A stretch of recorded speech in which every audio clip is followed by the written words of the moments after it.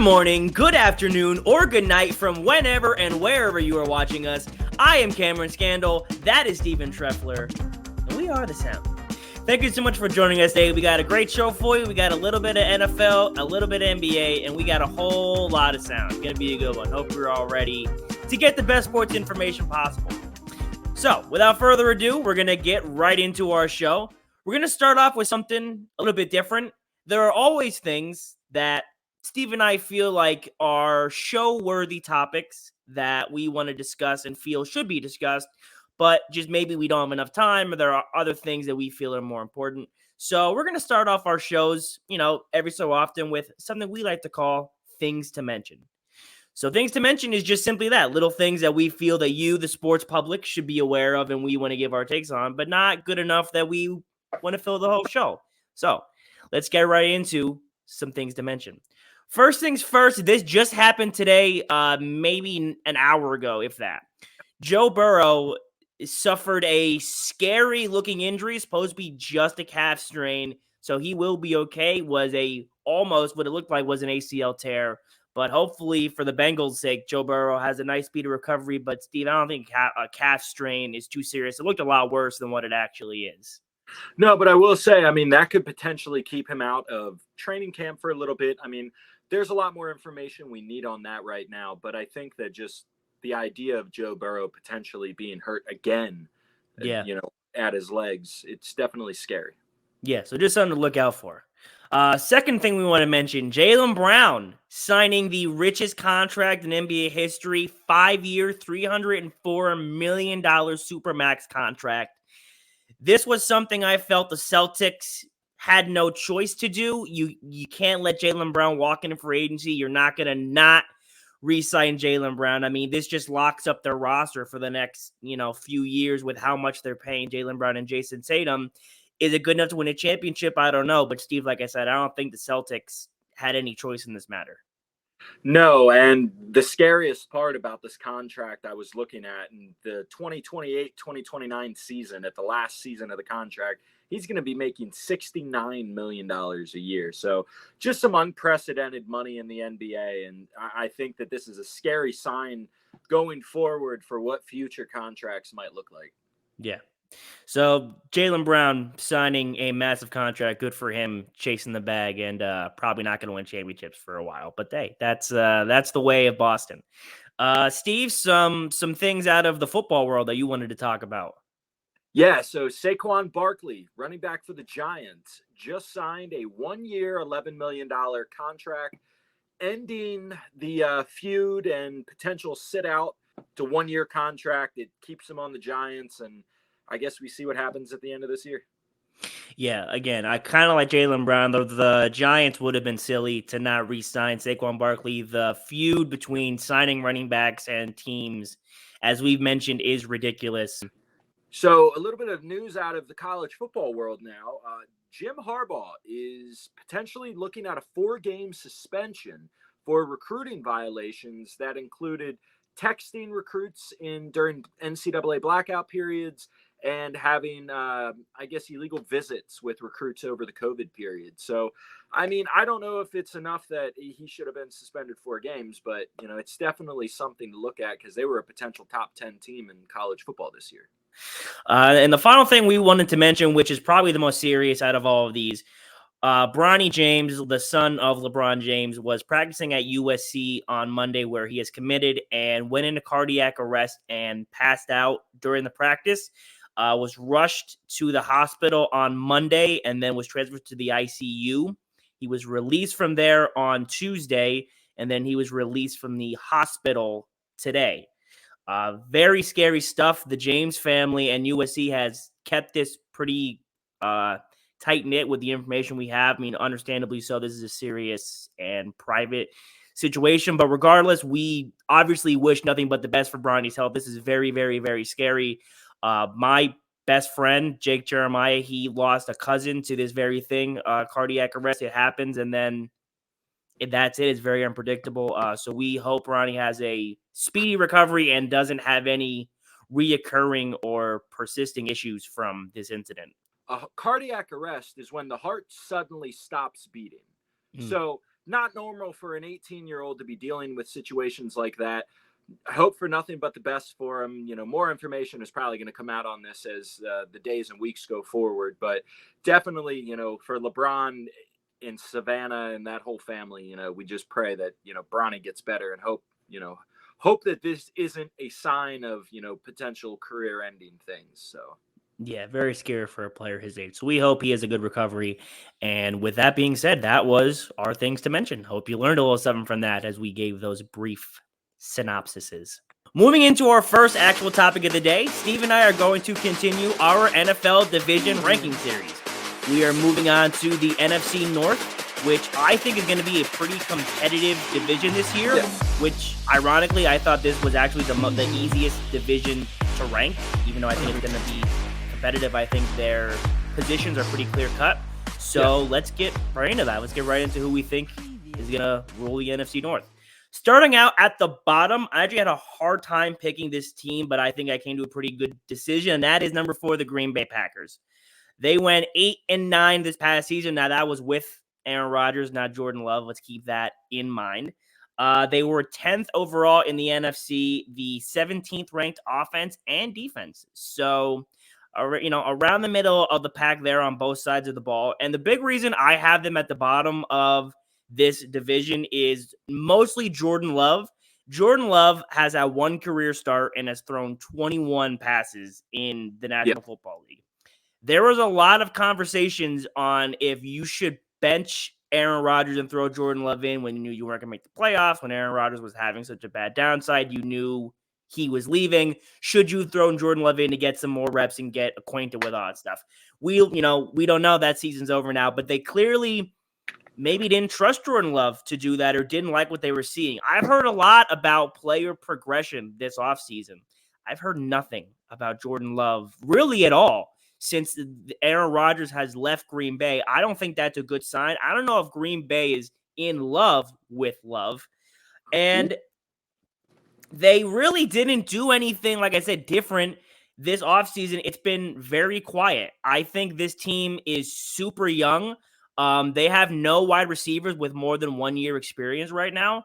So there's going to be a lot of growing pains on both sides of the ball. I think the Packers are going to enter a regression period for the next few years where it's going to just be, you got to go through the motions until you start, building yourself back up, as all rebuilding teams do. I think they're hopeful. I mean, we just talked about the offense side of the ball. I think they're hopeful for their defense. I don't think they have a plan quite in place, but they think maybe they can be just good enough. I mean, like I said, 17th overall this last season in defense.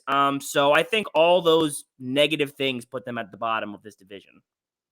Yeah, I remember when Aaron Rodgers took over the reins from Brett Favre, and Aaron Rodgers came into a much better situation than what Jordan Love is coming into with the Packers here, now taking the reins over from Rodgers. And the Packers brought him in to sit behind Rodgers and learn.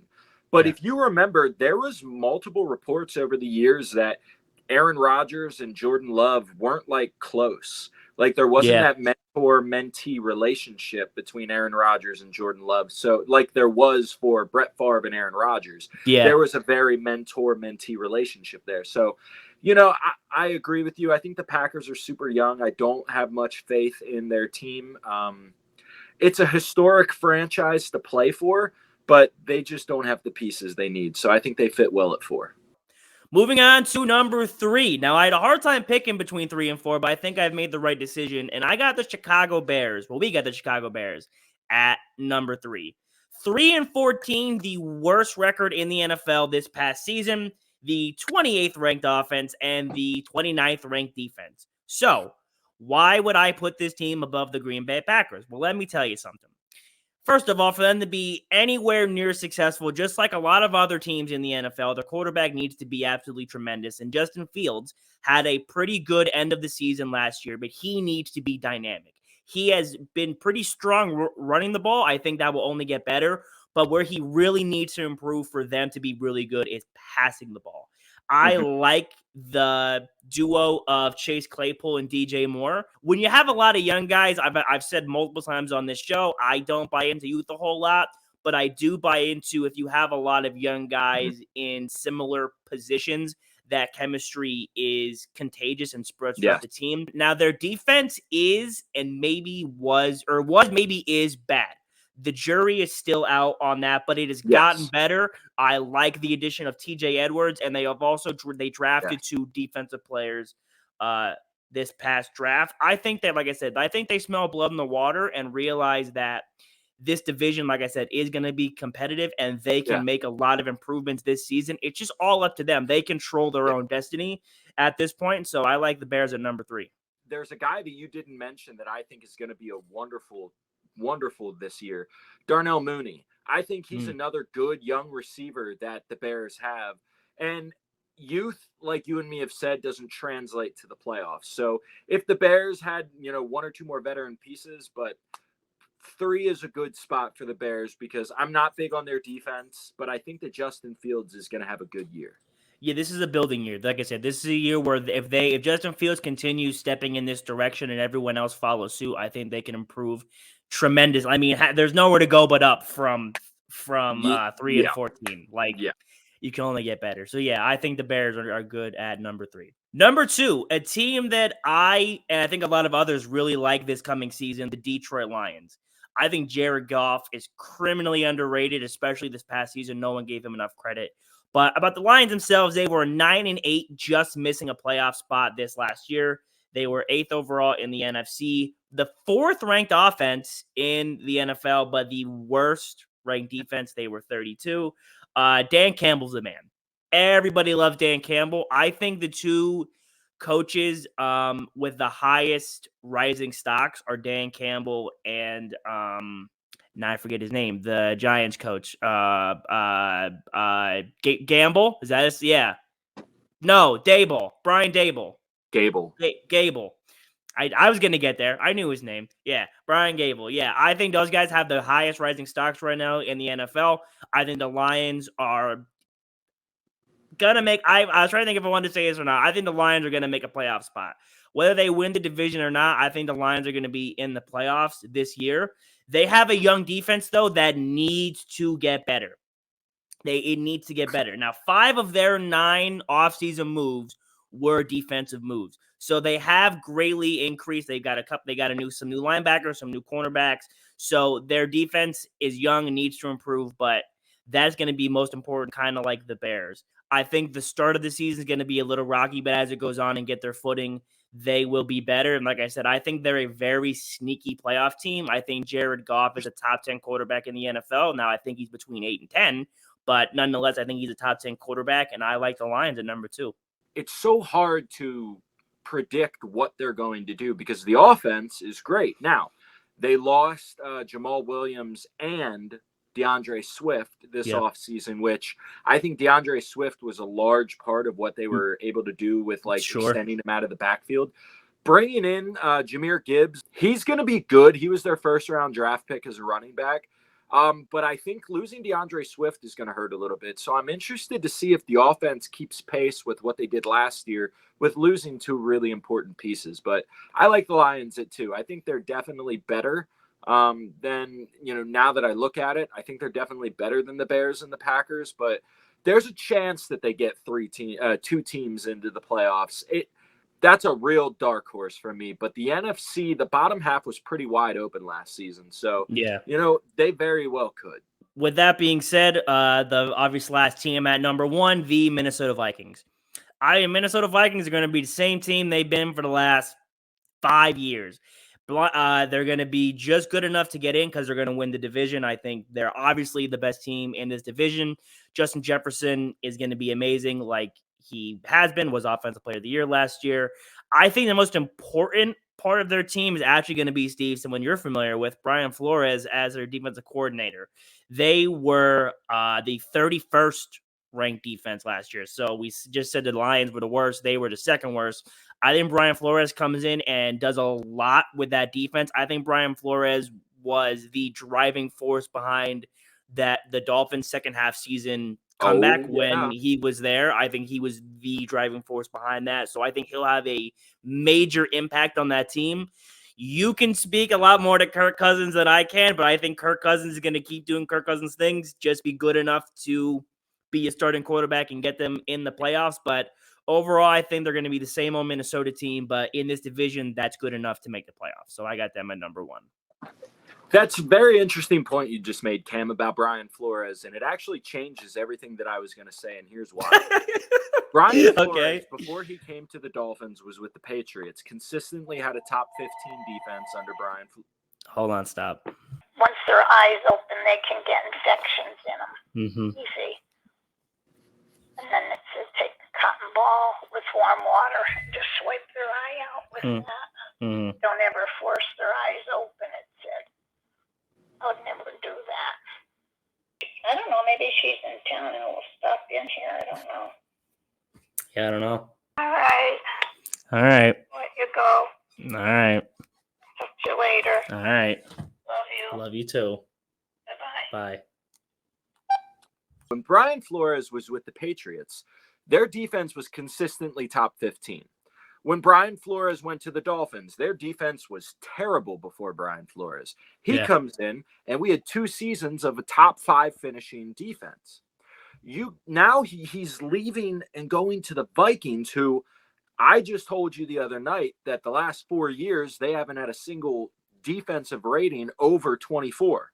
Kirk Cousins, we also have learned, has the highest QBR in wins and the 3rd highest QBR in NFL history in losses, which means that even in losses, Kirk Cousins is playing very well. Now, what could we attribute that to? The fact that they've never had a good defense when Kirk Cousins was there might be a factor in that. So bringing in a proven, who I believe to be a top 5 defensive coordinator in the NFL, I'm excited because Kirk Cousins, I think now he's going to have no excuse. So if what I believe Kirk Cousins to be is true, we'll see. But if he has a great defense and he still is terrible, well, I got nothing to help you. But it is what it is. That pretty much sums up our NFC North. I think those are pretty good predictions. I think that's how it's going to go. So we got number 1, the Minnesota Vikings, number 2, the Detroit Lions, number 3, the Chicago Bears, and number 4, the Green Bay Packers. It's really funny. It's really funny. If you would have told me that the Lions were going to finish 2nd in that division 4 years ago, I probably would have drove to Shamokin and punched you in the mouth.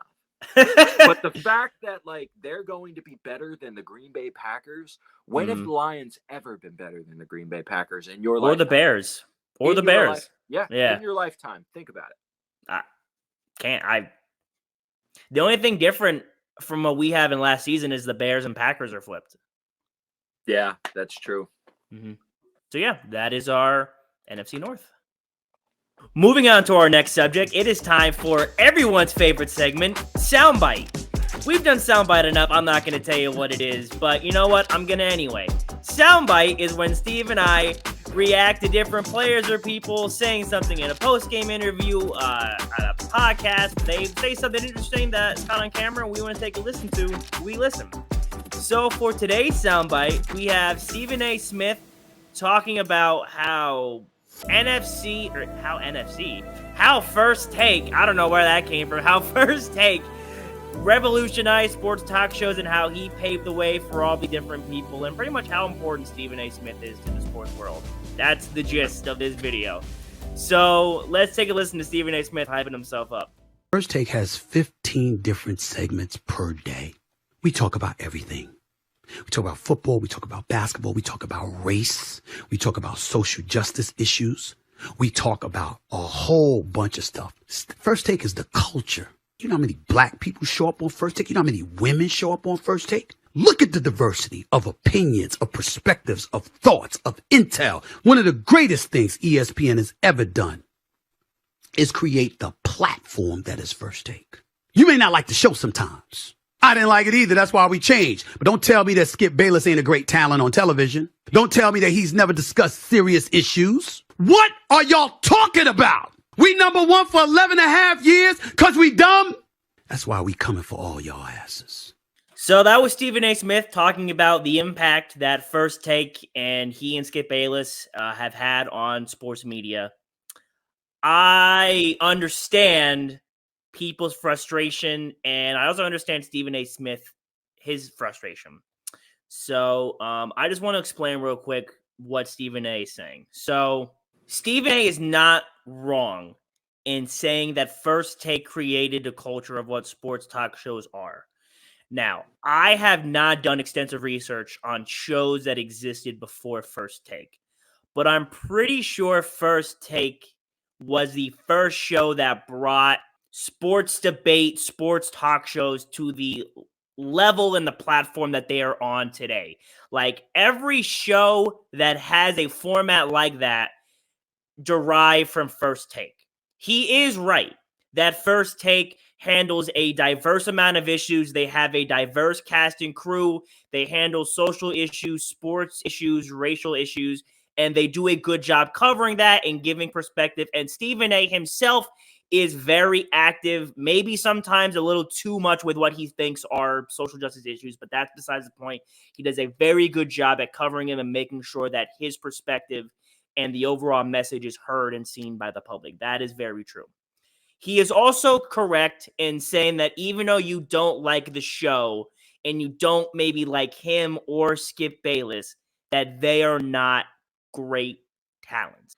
Whether you like them or not or agree with their opinions, you know who they are because of their opinions and what they have done and said. I think Stephen A. does a lot of takes with emotion and feelings and doesn't always use facts. That doesn't mean I don't think he knows what he's talking about and hasn't had his finger on the pulse of the league for years and years.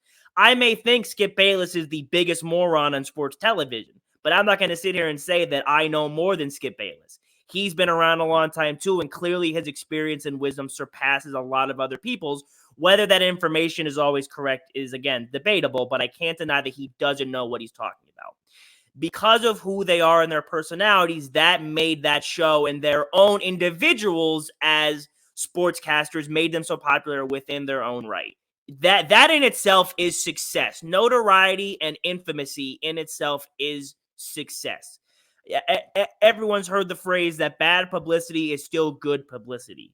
That's kind of where they're at. They are so good and so great at what they've done. We are having this conversation.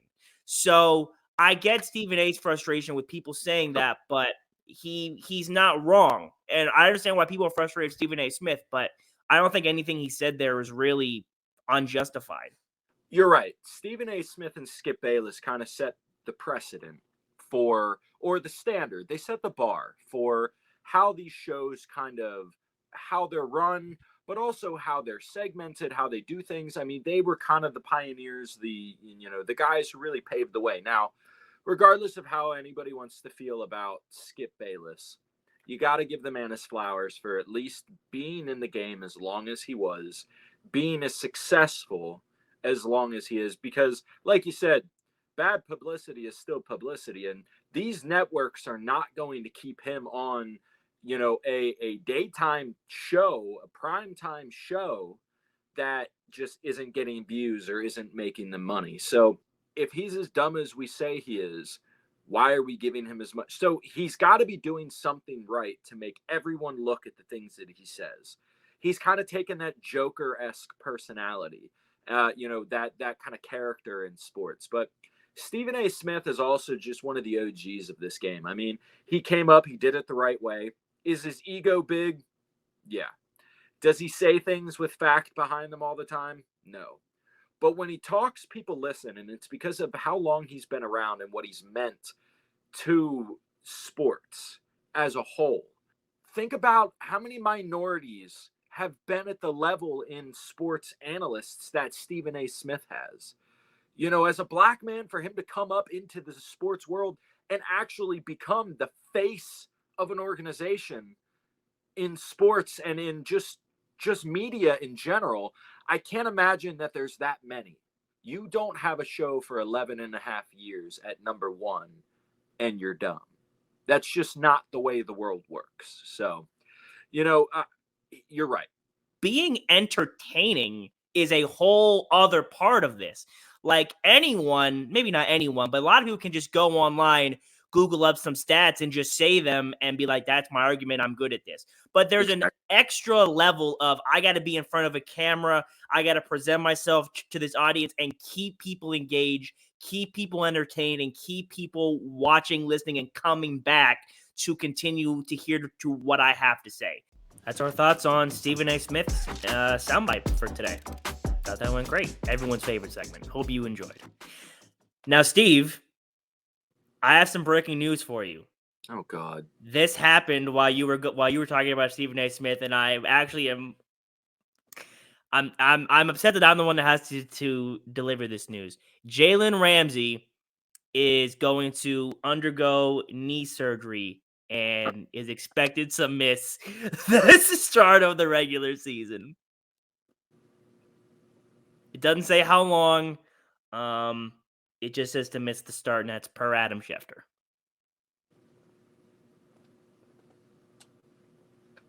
All right, moving on. Moving on to our third and final topic of the day, going from football to a little bit of basketball. James Harden, a while ago, has requested a trade from the 76ers. He is telling the Sixers that he really only wants to play for the Clippers, and he wants a large sum of money from this team. He wants to be paid upwards $35 million. It is a high asking price. James Harden is once again quitting on a team early. Steve, as our resident Sixers fan, you have very strong feelings about this situation, so you can go first. Your reaction. Instead of staying with the Sixers and allowing change to happen and seeing if we could, because we're close. We were a game away from moving on to the Eastern Conference Finals, and we let the Celtics win too. You say, you know what? No, guys, I'm not happy here. I want to leave again. Now you're making demands. Like, what leverage do you have? What ground do you have to stand on and say, I'm worth $35 million plus a year. Pay me this money because I'm going to get your team a championship. Well, one, you've never had one, and you've played with multiple future Hall of Famers and multiple All-Stars at the same time. Two, you don't elevate in the playoffs. You blow leads, and you don't step up when your team needs you. So why are you making demands of where you want to go? And three, why are you trying to go to a situation that I don't deem to be any better than the Sixers or the Nets when you were there? Because you have a guy in Paul George who's injury-riddled, and you have a guy in Kawhi Leonard who's injury-riddled. And both of them haven't been in the playoffs like in the last couple of seasons recently and been effective. So I just don't understand what James Harden sees in Los Angeles other than a bag maybe and playing with some people he thinks are cool. So yeah, I'm just not quite sure what James Harden is looking for here. I'm not sure what he sees in Los Angeles that's going to somehow make him change the narrative that we already know about him. And I just really hate that he's putting Philly in this bind, because when you come out and say, that's where I want to go, it puts that team in a bind because it tells every other team you're not going to be happy if you go there. Same thing with Damian Lillard. So this is just a frustrating situation as a Sixers fan, because I believe that James Harden shouldn't be able to determine where he's going to go. This is not like Dame. This is not a Dame caliber player. He can determine it because he's given everything to that franchise. What have you given us for us to be locked into sending you to Los Angeles? So I'm just frustrated with the whole situation.